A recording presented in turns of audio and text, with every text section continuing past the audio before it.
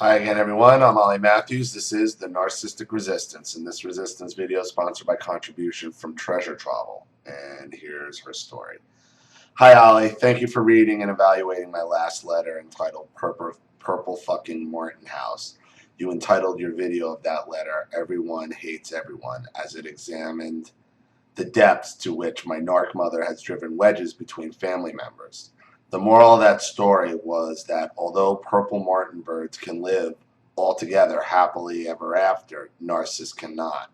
The letter below is another chapter from my memoirs entitled Hard Scrabble. It describes my very last visit to my parents' house. It also primarily features my mother. I welcome your insight, and I hope hearing about my experiences helps others. I'm 52 years old and the middle child of two narcissist parents. I have a husband and two adult children, and luckily I have lived in a different state than my parents for 30 years. I have been no contact for about 3 years following the trip described below. Hard Scrabble. I want to briefly describe my last visit with my parents. When I say last visit, I don't just mean my latest visit. I actually mean my last fucking visit, as I decided to never visit them again after that trip. A little bit of background. I had been steadily lowering my contact with my parents over the last 3 decades because of their poor behavior, even though I only recently became aware of the term narcissist. Both of my parents, and look, a lot of us do that. I did that. Long before I knew what a narcissist was or knew the term or personality disorders, I was trying to get away from my family. I mean, this started when, actually it never stopped from teenage years. Both of my parents are narcissists, and there have been various pivotal situations over the years in which their behavior has been so over the top venomous towards me that it pushed me away and made me do a lot of soul searching. As I told my therapist, it was actually a blessing in disguise that my parents were so extremely harsh, because if their poor behavior had been more subtle, then I may have remained brainwashed. In other words, I may have remained fixed in their world, continuing to think I was the bad kid who needed to work harder to try to please them. Had I remained brainwashed, I may have even imparted their toxicity to my own children by patterning their bad parenting. Concerning visiting my parents, I learned in my early 20s not to ever visit them for the holidays. This is because my dad hated to celebrate and was a grump when not at work, and my mother always had moods and rages that ruined the holidays for everyone. I then realized that all my visits, regardless of calendar holidays, involved my mother picking a fight with me. Interestingly, she used to always fight with her mother when we visited Granny. My mother would get hideously drunk and would end up screaming at my grandmother at close range. My grandmother would busy herself with the dishes, trying to ignore her screaming child. My sister and I would be on the staircase trying to listen. We were the little kids and we were terrified. I had a rule of only visiting my parents for 4 days because my mother always escalated her jabs at me on the fourth day and would jab and jab until I said one word in self-defense, at which point she would fly into a rage, accusing me of sassing her and being a disrespectful daughter. Yeah, I mean, I can't tell you how many times that was Drunkie's tactic on me growing up, was jab, jab, jab, jab, jab, jab, and you try to ignore, and the second you say do anything in defense is when the animal comes out. I soon discovered that 4 days was not a magic number, and if I had a 3-day trip, my mother would full out attack me on day 3, and if I had a 2-day trip, I'd occur on day 2. My mother would usually save her most venomous remarks from when we were out of earshot of others. In that way, she could always later say, "I never said that, you must be crazy." My dad always defended her version of the truth, regardless of whether he had witnessed her behavior or not. For example, on one trip, my mother's pet insult was, quote, You sure like to spend Greg's money, which she said in response to everything I told her in a 4-day period, i.e., that my daughter was taking ballet lessons, that we were fixing the back porch, that I hired a gardener, that I was looking into buying a new car. When I finally said it's our money and I told her I was tired of her saying that, she said I never said that. My dad defended her and said, Mom says she did not say that. To which I reply, well, I say she did. To which my dad responded, she did not say that, but if she did, it was a joke, and you obviously can't take a joke. Oh my God. That is a direct quote and demonstrates how determined my dad was to cover all bases to try to control everyone's reality. Right. But what he's saying in essence, again, okay, and it's a lot like my father, even when I'm wrong, I'm still right. You're not allowed to be right. You're not allowed to be right. You're not allowed to be right. It's more than the narcissist can't be wrong. You're not allowed to be right.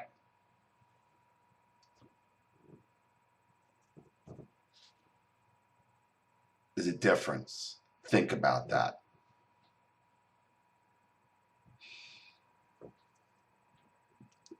It was initially hurtful to me that my parents showed little interest in my two children. However, in hindsight, this was another blessing in disguise because it meant less toxic exposure for me and my kids.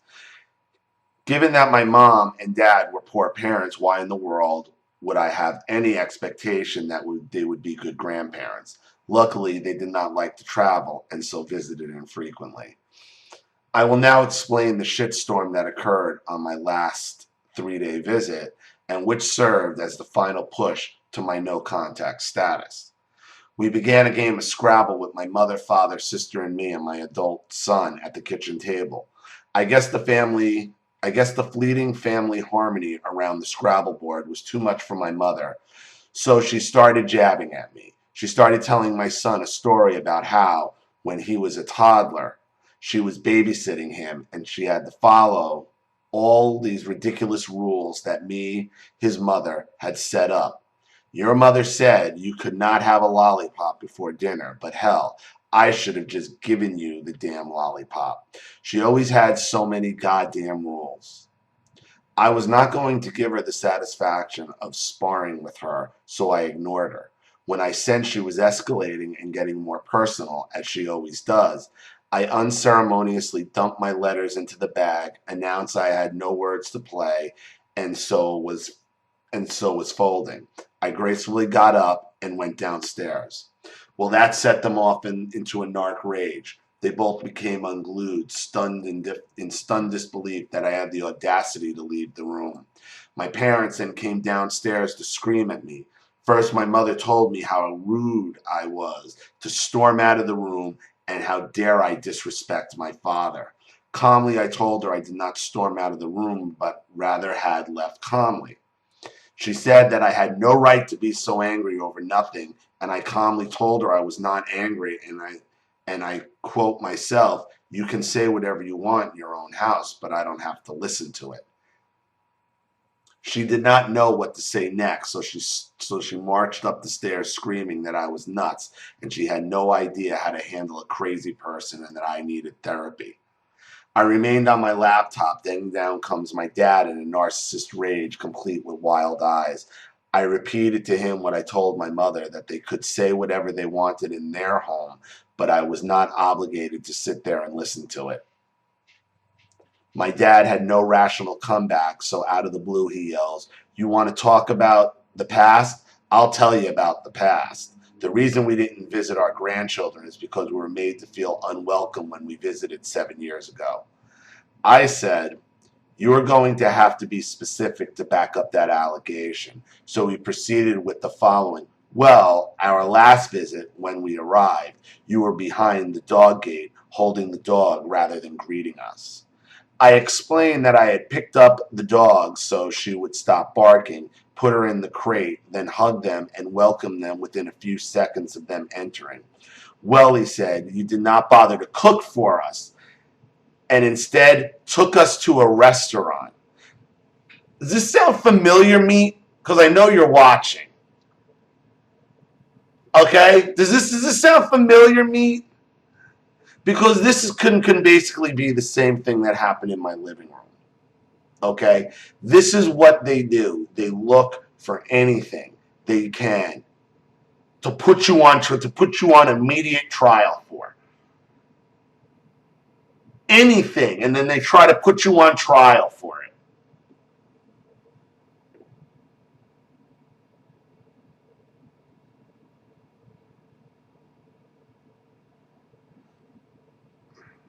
To which I replied that we had taken them out to dinner to celebrate their arrival. It was meant to be a nice gesture. You and Mom liked the restaurant, and I paid the tab. I informed him that the examples he'd just given were ridiculous, petty, not logical, and I looked at him in the eye and said, quote, you not wanting to visit your own grandchildren is on you. That was probably the most I ever had held my ground with this man, and I was 49. I swear I thought he would hit me. He yelled, go to hell, fine. It's on me, and you can go to hell, and stormed off. The next morning, my mother came downstairs and brought me a cup of coffee in bed and said the following quote, Mom, you can be angry with me if you wish, but you need to go apologize to your father because he's having symptoms of a heart attack. Me, I jumped up and said, we need to call 911. Mom, no, he does not need to go to the emergency room. He just needs an apology. Because once you got the apology, they could tell, say she apologized. She's wrong. You're not allowed to be right.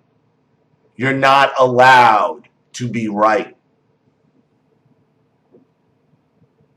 That's the difference between them not being allowed to be wrong and you not being allowed to be right. Because when you're not allowed to be right, that's where she gets to. That's where all this ridiculousness comes in.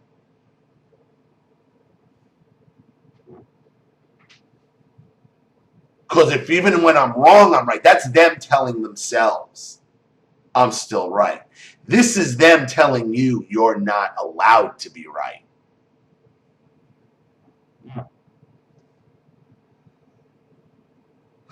Mom, we need to get him to the emergency room if he's having any symptoms, given that he had a heart attack in the past. Mom, well, he had trouble sleeping because of you, and he's carrying around his nitroglycerin, and he has diarrhea, which can be a symptom of a heart attack. But we're not going to the ER. You just need to apologize. Fuck you.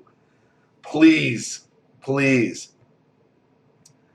That's some childish shit. I mean, that is them showing that they don't see you anything other than a small child with that type of manipulation. I guess my mom thought she was being clever and emotionally manipulating me into submission. I went upstairs, apologized to my father, and we all pretended things were fine on the last day of my visit. I guess you shouldn't have. You should have just gotten up and left. I guess they did not realize that it was my last day of my very last visit. The heart attack, emotional blackmail was so offensive that it served as the tipping point for my going no contact. You can't make this shit up. Treasure travel. You know, the only thing I would say is I don't understand at that point is why you stayed. Yeah, I would have just gotten up and left at that point. Just gotten up and started packing and leave before the attack came. But other than that, I would not have apologized. Because giving them the apology